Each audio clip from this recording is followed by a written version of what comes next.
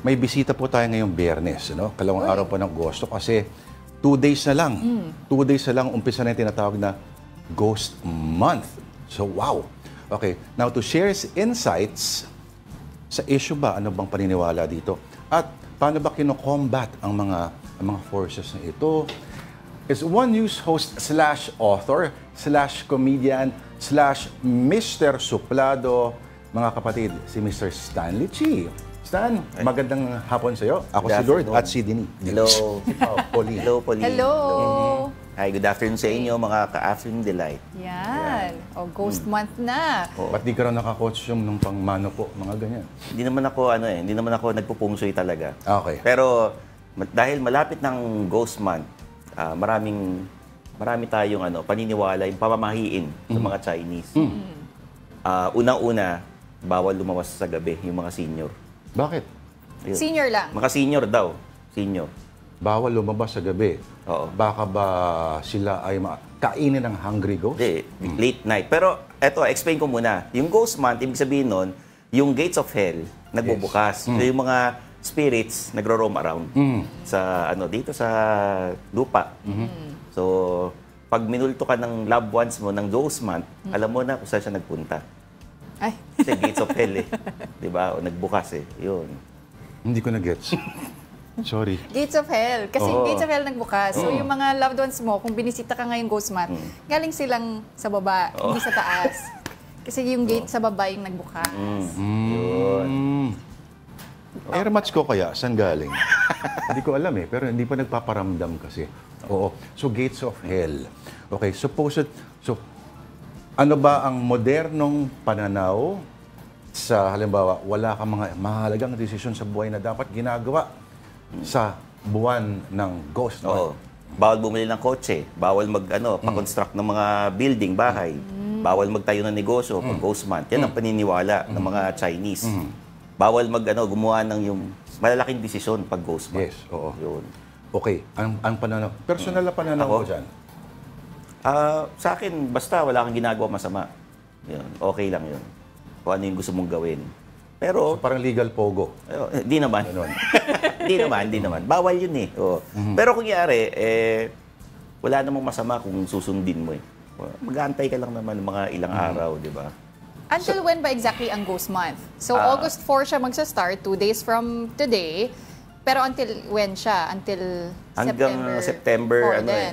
Hindi, September, may date na May specific depende sa date. Chinese calendar. Oo. Ang pinaka-deadly na araw is yung July 15 sa Chinese calendar, which is tatapat sa August 18. Yes, oo. Yun. Yan ang wag kang gagawa ng Naku, birthday ko pa naman yun. Nako! So, Ay, wala na. Hindi na ako sayang. lalabas ng bahay. Paano ba yan? Ano na lang, mga memes na lang ipapadala sa'yo. Pwede naman siya sa bahay na lang magpakain. Ganon. Pwede pa ba Sa- magpakain? sa Baka labas, naman- oo. Paano naman yung mga bisita niya? Oo nga. Ano naman? Hindi. Okay lang naman. Kasi ang pinagbabawal, yung mga out of town. Nangyari, akyat ka ng bundok, yung mga ganun. Talaga. O yung mga outdoor adventure, yun ang mga bawal. Sa Jollibee ka na lang mag-birthday? Oo. Kawawa Yun ang naman yung sabi dun Jollibee, sa baka... yun ang pamahiin. Oo. Ganon.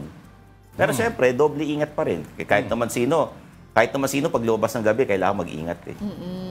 Oo, pero kung ang trabaho mo ay nakadepende rin sa dilim ng gabi, mag-ingat pa rin nga. Tama Depende. Dapat mag-protection pagka nasa Oo. Meron bang mga protektado ka. pangontra? ka. May mga pangontra daw ba? Ang sabi nila, kailangan pinagdadasal daw yung mga loved ones na namayapa Akala na. ko sasabihin mo, penicillin. Hindi. Hindi. Wholesome tayo, wholesome. Okay, sorry. Oo. Umayos ka. Okay.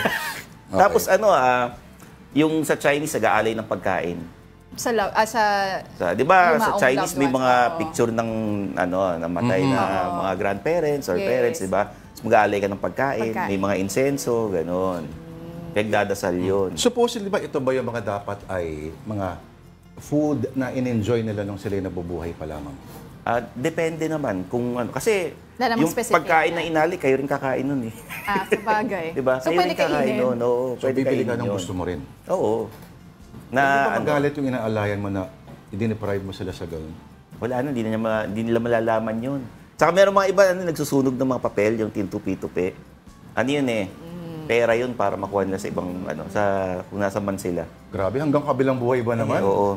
Oo. Kaya nga, kung sa mga Chinese na pagtamad, dapat check na lang sunugin nila, wag na yung, Paano pag tumalbog? May DTI ba sila pupuntahan? Di ba, may mga sinusunog na mga bahay-bahay sa mga, Yes, oo. Ganon, kotse. Mukhang mahal yun, ano? O, to. Isang example ng mga insidente nangyari ng Agosto. August 23 nangyari yung Luneta bus hostage crisis. Ang assassination na Ninoy Aquino, August 21 nangyari. Lahat ghost month, no? Oo. Incidentally, napakaraming petsa sa kasaysayan natin which defined us as a nation ang nangyari ng Agosto. Founding of the Katipunan, Manuel Quezon na kamatayan ni Cory August 1. At may epekto pa rin to sa mga sumunod na insidente sa ating mga politika. Okay. So, anong masasabi mo na second place lang yung China sa gymnastics ng men's? Okay lang paminsan-minsan matalo sila. O, di ba? Sobra Diba? naman eh. Oo naman, okay Japan lang yan. naman paminsan-minsan. Pero second tsaka third China eh. Nakakainis pa rin eh. Sa negosyo naman, sila yung number 1, di ba? Saan pa tayo nagpupunta pag bibili tayo ng gamit? Sa Chinatown. Hardware. O, diba? Sino may-ari ng hardware? Mga Chinese din eh. Oo. So, panalo naman sila sa negosyo. Tingin ko okay lang. So pag nakita mo, alam mong Chinese ang kapitbahay mo sa Agosto dahil, fill in the blanks. Dahil Ghost Month, pag may kapitbahay kang Chinese, pwede ka makikain doon. Pwedeng makikain. Talaga? Oo. Dahil birthday niya? Hindi, dahil inalay na pagkain doon sa mga loved ones. Araw-araw ba ito? Hindi naman, depende sa Basta pinaka-deadly is yung July 15 sa Chinese calendar. Which is August 18 na birthday. Ngayong taon. Oo. Kasi taon-taon iba-iba naman yan. Yes, oo. Ngayon, paano kung inalay mong pagkain sa kanila, ay yung yung pagkain na dumali sa kanilang, sila yung nabubuhay pa? Pwede mas maganda, di ka namumultuhin. Double dead. Oo. Oo. Hindi ka naman pwede mag-alay ng maintenance, di ba? Pero yung pag sinabi, Oo nga, no? Di ba? Oo. pag sinabing mumultuhin, ano ba talagang meaning nun? Parang bibisitahin ka? Siguro, napanaginipan mo, Okay. nagparamdam, So, gano'n. dapat ba katakutan yun? Di ba? Hindi, dapat nga mas matakot ka dun sa buhay. Sa buhay, Oo, oo. kaysa dun sa patay. Oo. Pero pag yung nanay mo ay, ikaw ay minulto, anong ibig sabihin nun? Kukurutin ka pa rin ba niya kahit sa kabilang buhay? Ganun. Alam mo, para hindi kayo multuhin ng mga nanay nyo, mag-alay kayo ng pera. Yeah. Mag-alay kayo ng pera. Kasi di ba, nung mabubuhay sila, ano bang sinasabi ng mga nanay natin? Anak, asan na yung abot mo? Parang di ka pa nagbibigay sa akin. Babayad mo ng bills. Para diba? masaya. Mga ganun eh. Oo. Parang extortion. Parang may protection lang sa no? Pero sabi din nila, natural daw na kasi yung stocks normally daw bumababa pag August din. So, yung movement din ng pera, may kinalaman din Kahit daw. yung mga negosyo, no?